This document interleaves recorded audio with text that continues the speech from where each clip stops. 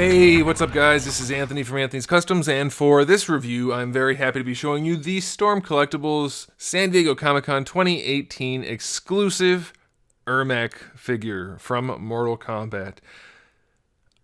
Honestly, Sub-Zero is my favorite of the ninjas just because he's blue and icy, but this one is by far my favorite looking of the bunch, at least for the Storm figures. The red with the green just pops. It looks so nice. It's such a cool looking character. I know I gave it some crap prior to its release that the green things on his hands look like lozenges, and I'll still stand by that. But it is really, really impressive. So there's not going to be a whole lot to talk about, but we're going to do it anyway. So let's go ahead and get it off the stand and take a closer look. And this guy stands just about 6 3/4 inches, which makes him just about 17.5 centimeters, and it is identical to all of the other Mortal Kombat ninjas. You know, there's not a whole lot to say. It's red instead of blue, black, green, or yellow. That's all there really is to it. Paintwork definitely could be better for the black line work around the red parts. Doesn't seem to have much of a wash going on, so that's a little bit different. The skin tone all looks the same. Paint job around the arms seems to be the same. A little bit of dry brushing for the armor. That all seems to be the same. Face paint work seems to be really, really good. Just because the green stands out, it looks really nice. It's such a bright green. They nailed it. Really, really good.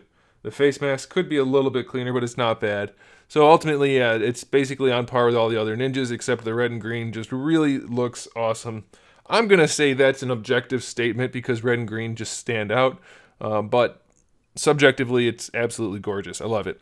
Let's go ahead and talk about the accessories. We do have the interchangeable face masks, so you can have like the techno-looking one, or you can have the cloth one. It's up to you. They just swap out. We have a bunch of different hands. We have the 2 fist hands that come on them in the package, 1 gripping hand, 2 grappling hands, 2 karate chop style hands, and then 2 loose or relaxed hands.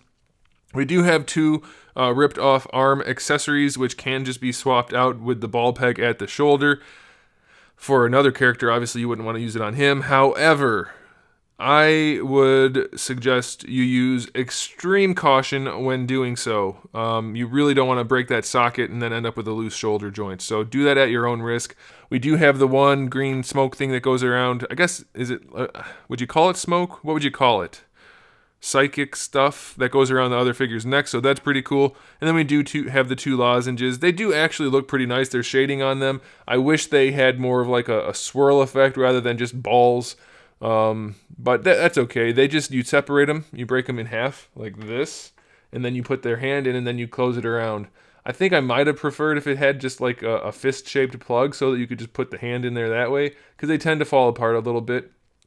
But it's okay. I think they might have been able to get better sculpt work on there too, a little bit more, dynamic sculpting for those swirlies, but it's not terrible. They're definitely good enough. As you saw, I mean, I had them posed like that and it looked awesome. So those are just tiny things that could be different but don't need to be. Now, as far as the figure goes, we're going to go ahead and run the articulation really quickly, but it's, like I said, we've seen it before. We have a ball peg at the bottom of the neck and at the top. So you can move the head around pretty much however you want. If you do it certain ways, you'll end up seeing inside the neck, but most of the time you can't because of the hood, so that's fine. It works really well, no problems at all. For the shoulders, we have a ball peg that connects the shoulder to the body. Moves around really nicely with that floating cap in there, so it gives you a really nice butterfly and just extra range. You can raise the shoulder up without using that ball peg better than horizontal, so that's good. Rotation's no problem. Of course, the gi will get in the way. It's not really a gi, I don't know what you even call this, but it is soft plastic, so it shouldn't be a problem. You have your bicep swivel, which works no problem. Double jointed elbow, no problem. We have a ball peg, ball hinge, straight peg combo for the wrist, and I haven't had any issues with this. I've swapped out the hands, and we don't seem to have any separation problems from the ball peg anymore, so that's good. Then you have your floating armor. Single ball peg for the upper torso, another ball peg for the lower torso, so you get really good range all the way around, no problems at all. Side to side's a little less range, but it still works. I mean, you can still lean them over pretty far, so that's good. Full rotation on there. The gi will flex with the figure, so that's fine.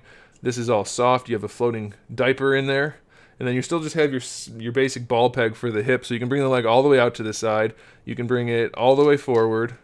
You can bring it, it's a little stiff, but not like it's going to break stiff, so that's okay. Pretty much all the way back. You have your thigh swivel built in there. You have your double jointed knee.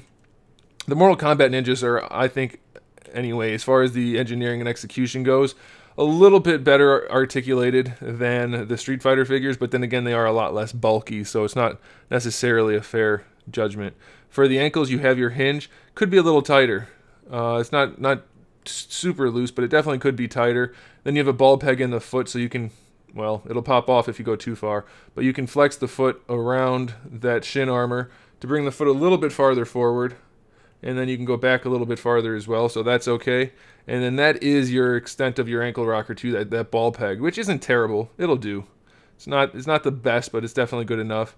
And then you have a toe hinge, which is sufficient, but a little bit too far back.